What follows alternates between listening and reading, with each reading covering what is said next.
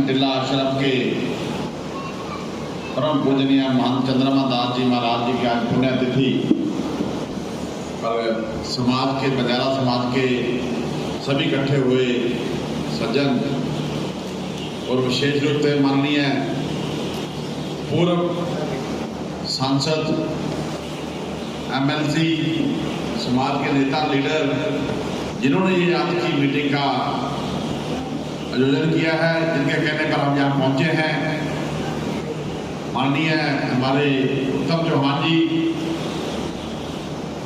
हरीश जी, सरनाम जी, घूम जाइए, हमारे नेता समाजवादी पार्टी नेता रामपाल नायक जी और सारे भाई महंत जी, आप सारे तमाम जी, सबका मैं धन्यवाद आभारी हूँ कि आप लोग मेरे को इतना मान सम्मान भी दे रहे हैं और उनको मौका दिया बोलने का।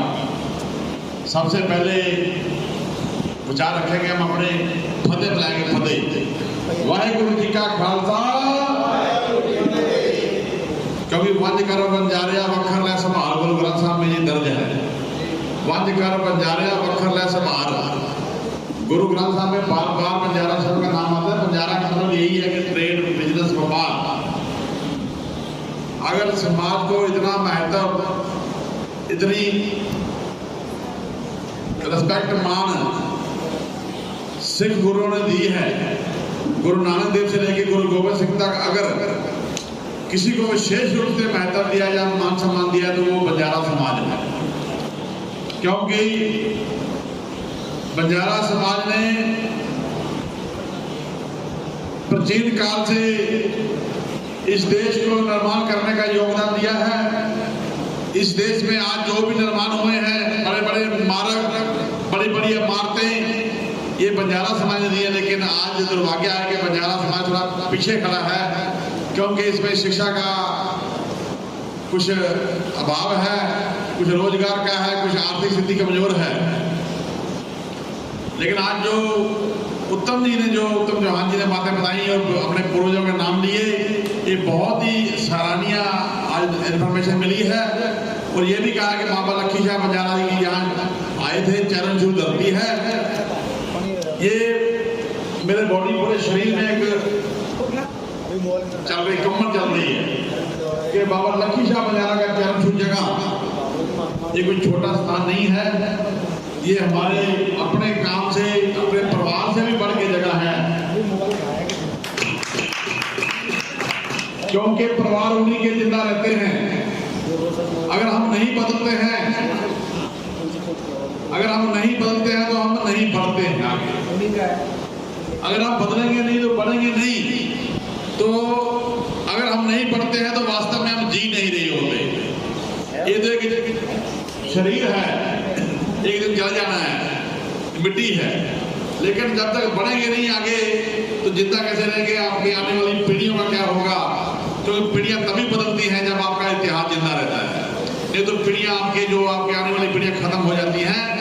क्योंकि आज हमें दोबारा इस गौरवमयी इतिहास को जिंदा करना है। आज इस पवित्र धरती पे सब लोग ये वचन दें कि हम मिलकर, बूंद बूंद सागर बढ़ता है, मिलकर इस समाज को दोबारा खड़ा करें, ताकि हमारी आबरू, हमारी इज्जत, मान सम्मान बरकरार रहे और आने वाली पीढ़ियां भी हमारी सुख का जीवन जिए। और इस धरोहर को संभालना हमारा कला कर्तव्य नहीं है। कर्तव्य तो हम अपना घर भी संभालते हैं। यहाँ पर आपका दान और बलिदान दोनों चाहिए। जो समाज दान बलिदान देने वाला, इस देश को आजादी दिलाने वाला मुगलों से, गोरों से, वो आज पिछड़ गया है। इसलिए आपका दान और बलिदान दोनों चाहिए। तब ये बलिदान और ये दान आपका काम आएगा। तब ये आपका ये पवित्र स्थान जिंदा रहेगा। बाबा लक्खी शाह बंजारा का स्थान यहाँ आना एक बहुत बड़ा हमारा एक समझे कि एक सौभाग्य है कि जहाँ आज एक मीटिंग हो रही है और बड़ी सीरियस मीटिंग हो रही है, जिसमें महंत जी ने 13 बिंदु बनाए हैं। मैं उन बिंदुओं के बारे में बताऊंगा, क्योंकि मैं समाज का प्रचार पूरे देश में करता हूँ, प्रचारक हूँ, और मैं चाहता हूँ कि समाज आगे बढ़े। जिस समाज ने सिख व्यवस्था को कायम करने में 500 साल काम किया और सिख व्यवस्था कहाँ पहुंच गई है। अब सिख धर्म नहीं कहते किसी को, सिख व्यवस्था है। मानवता का जो भेदभाव को बचाने के लिए, नारी को उत्तम स्थान देने के लिए सिख व्यवस्था बनी थी, क्योंकि उसमें कोई भेदभाव नहीं, कोई मुस्लिम हिंदू सिख ईसाई नहीं माना जाता। उस व्यवस्था को कायम करने में बाबा लखी शाह बजारा बोलो के दादा परदादा से लेके इस देश को बाबा मणि सिंह जी, भाई मणि सिंह जी जिन्होंने गुरु ग्रंथ साहब का लिखा है, वो लिखारी थे। बाबा मक्खन शाह रबाना जो इस देश के लिए इंटरनेशनल अंतरराष्ट्रीय व्यापारी थे, इस देश का काम बचाने का किया, सिख व्यवस्था कायम की।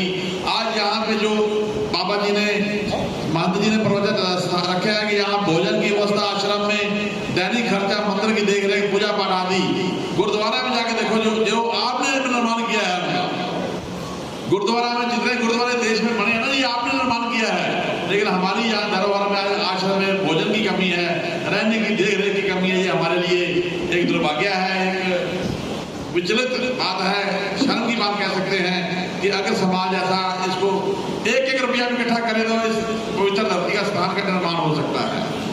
वाहिगुरु जी, संत महापुरुष को हमारे वाहिगुरु कहते हैं।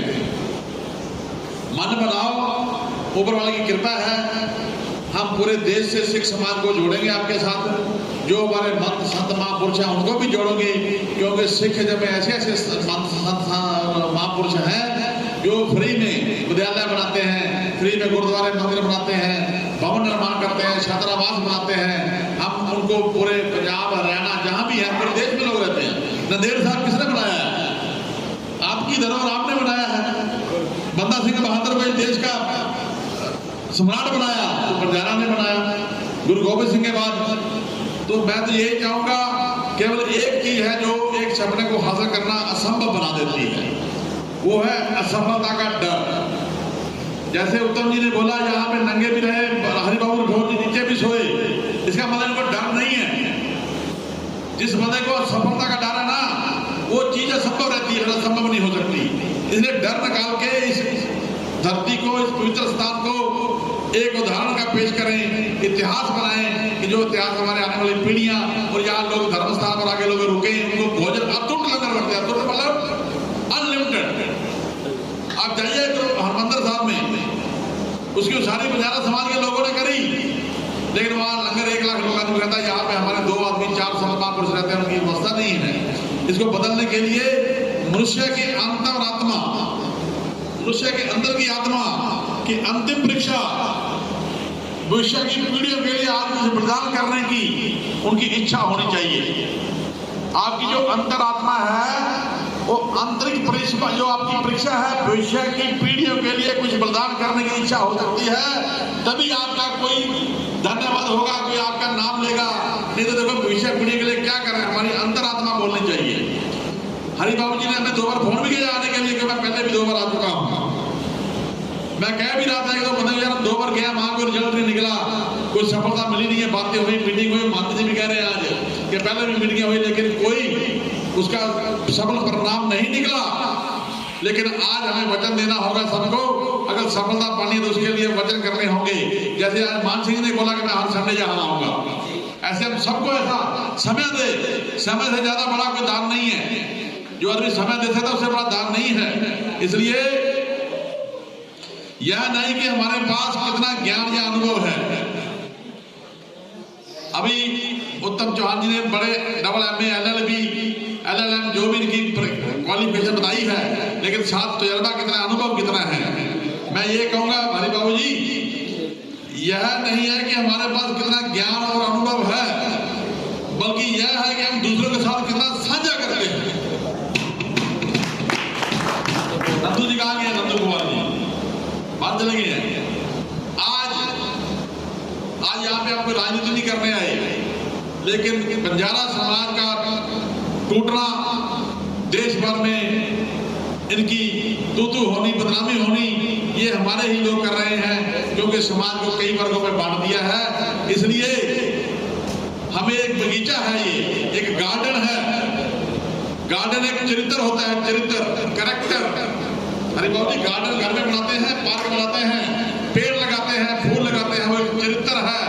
लेकिन उस बागवानी भविष्य के लिए समाज में महक होने का प्रतीक होनी चाहिए। ये हमारी बागवानी इसका प्रतीक भविष्य में दे तो मजा आए भविष्य की पीढ़ियों के लिए।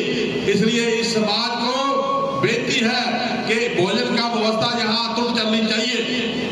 24 घंटे 24 आवर अगर आप भोजन भी नहीं खिला सकते तो बिल्डिंग बनाना, जहाँ कोई छात्रावास बनाना, जहाँ कोई मंदिर बनाना, गुरुद्वारा बनाना, वो व्यर्थ हो जाएगा। तो पहले पेट पूजा फिर काम दूजा। पहले हमारे होती है संगत समझते जी, उससे पहले होती है संगत, हम इकट्ठे हुए हैं, उससे पहले होती है पंगत, जहां हम बैठ के भोजन करते हैं पंगत में। क्योंकि पहले पंगत, फिर आपकी संगत, फिर आपका भजन। क्योंकि कहते हैं पेट पे खाली पेट भजन होए ना गोपाला, हम सुनते हैं अपनी कंडी माला, काय की कंडी माला। तो मैं इतना धार्मिक आदमी नहीं हूँ, मैं आध्यात्मिक स्टडी करता हूँ और मैं इतना ज्यादा पढ़ा लिखा नहीं, ग्रेजुएट आदमी, लेकिन मेरा ज्ञान इसलिए है कि मैं देश प्रदेश में काम किया है, कई देशों में काम किया है। मेरे पास आज भी पूरे समाज को जोड़ा है, देश में नहीं, दूसरे कंट्रियों में भी। अगर हर दिन जागो और जागरण हो, जब हम उठेंगे नहीं, जागेंगे नहीं, तो सवेरा कैसे होगा? तो सवेरा तभी होगा आपके जागने के ऊपर। अगर हर दिन जागरण हो तो आप कभी बूढ़े नहीं हो सकते, कभी बूढ़े नहीं होंगे। आज गुरुजी, आपने, महात्मा जी यहाँ पे समाज को जगाने का काम किया है, इसलिए आप कभी बूढ़े नहीं होंगे। बूढ़ा बंदा तब हो जाता है जब उसकी भावनाएं, उसकी इच्छाएं, उसकी जरूरतें खत्म हो जाती है, फिर बूढ़ा हो जाता है। 65 साल के हमारे नेताजी ट्रेन से चल के आए हैं, कितनी बड़ी बात है, क्योंकि अभी बूढ़े में जवान है। तो अटल बिहारी वाजपेयी ने ये कहा था, क्योंकि अटल बिहारी वाजपेयी एक ऐसे नेता थे, उनका कैरेक्टरवान नेता थे, चरित्र था उनका। ऐसे नेता अभी नहीं मिलते, आई एम सॉरी, माफ करना, नेता बहुत है दुनिया में, लेकिन चरित्रवान नेता भी थोड़े अलोप होते जा रहे हैं, लुप्त होते जा रहे हैं। जो समाज अपना इतिहास भूल जाता है, उसकी पीढ़ियां खत्म हो जाती है। इसलिए बाबा जी ने जो आज बात रखी है, एक तो भोजन वाली बात रखी है, भूमि माफिया। मैं 2-4 मिनट और लूंगा। मैं पहले भी आया था, आज भी कह रहा हूं कि कोई भी लड़ाई, आज चाहे भूमि माफिया हो, चाहे कब्जा हो, चाहे कोई इलीगल वैदिक काम, जो गैर कानूनी काम हो, वो कानून के जरिए ही लड़ा जा सकता है। बिना गैर कानूनी तरीके से काम नहीं होते।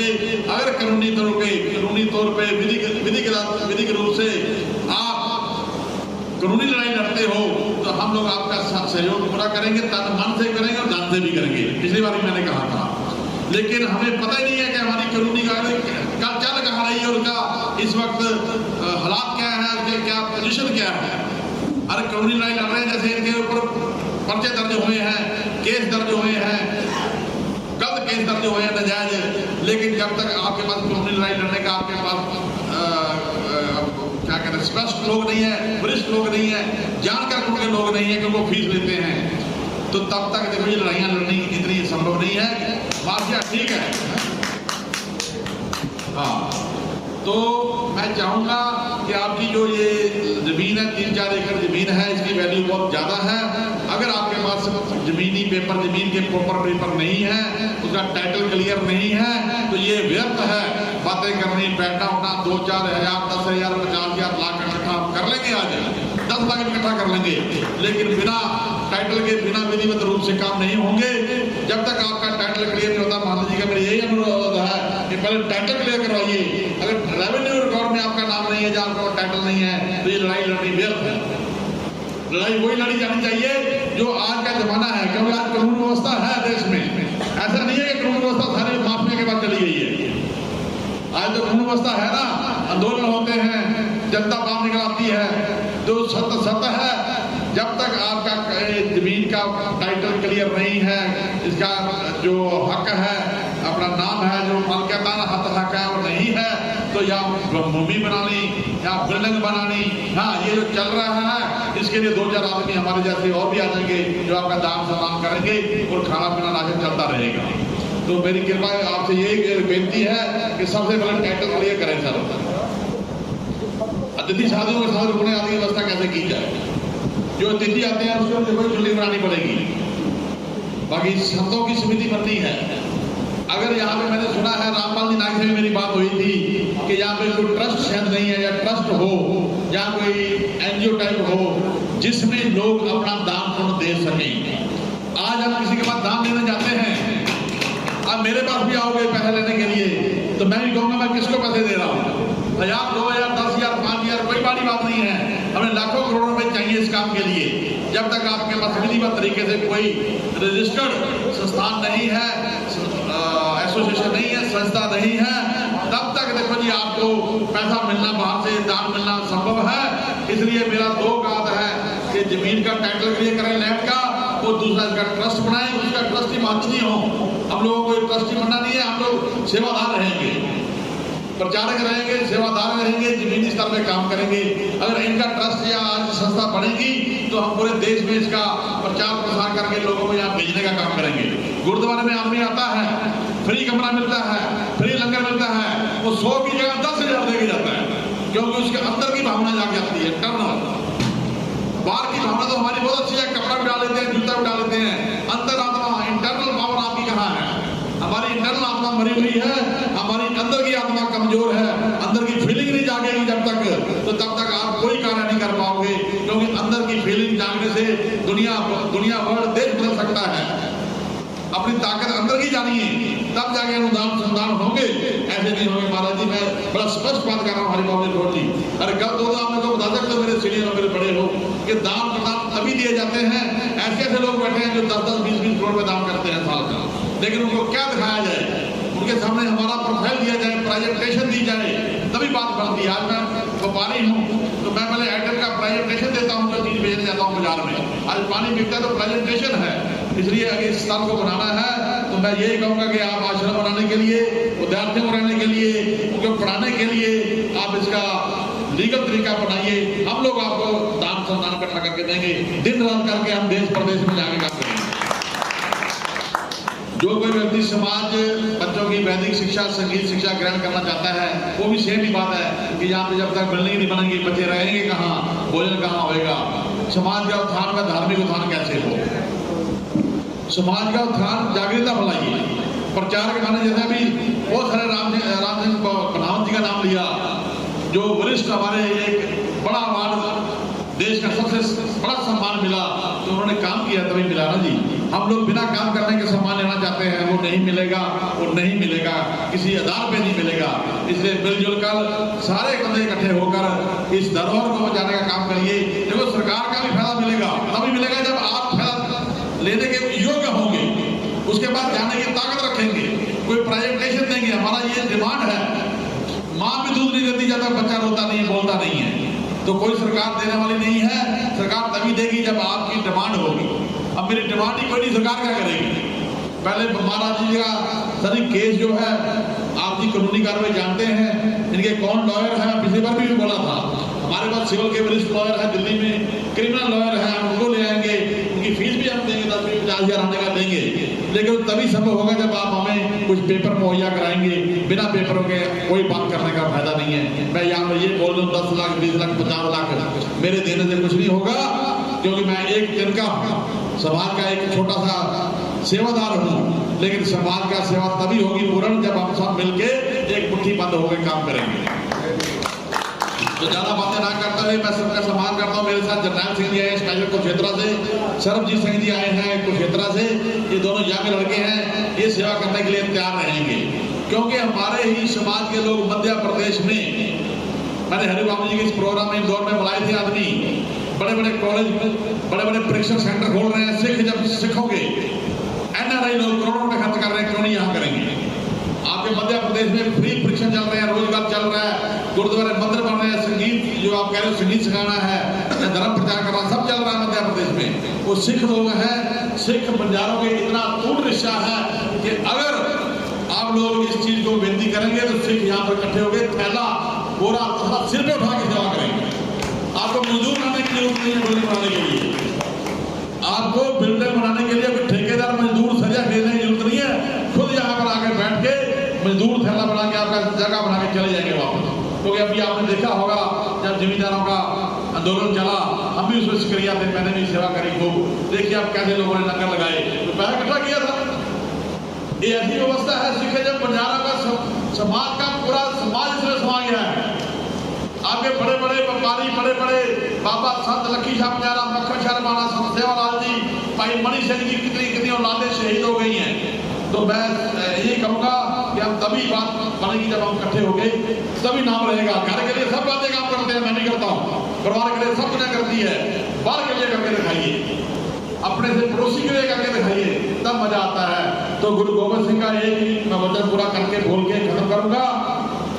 इन पुत्रन के शीश पर वार दिए सुत चार, इन पुत्रन के शीश पर वार दिए सुत चार, चार मोए तो क्या हुआ जीवत कई हजार। बाबा लखी शाह बजाना मक्खन छला बना पाई मणि सिंह उन्होंने परिवार लगे सब हो गए। तो गुरु ग्रंथ साहब ने आपको जगह मिली है, रहती दुनिया तक आपका नाम रहेगा बंजारा का, लेकिन तब रहेगा जब आप हजारों को बजाने का काम करो। इसलिए मैं सभी का धन्यवाद करता हूँ, भारी हूँ। आपसे ज्यादा ना कुछ कहते हुए कोई गलती हो गई हो क्षमा करता हूँ। कुछ क्षेत्र से और भी आए हैं भाई साहब। वाहिगुरु जी का खालसा, वाहिगुरु जी की फतेह।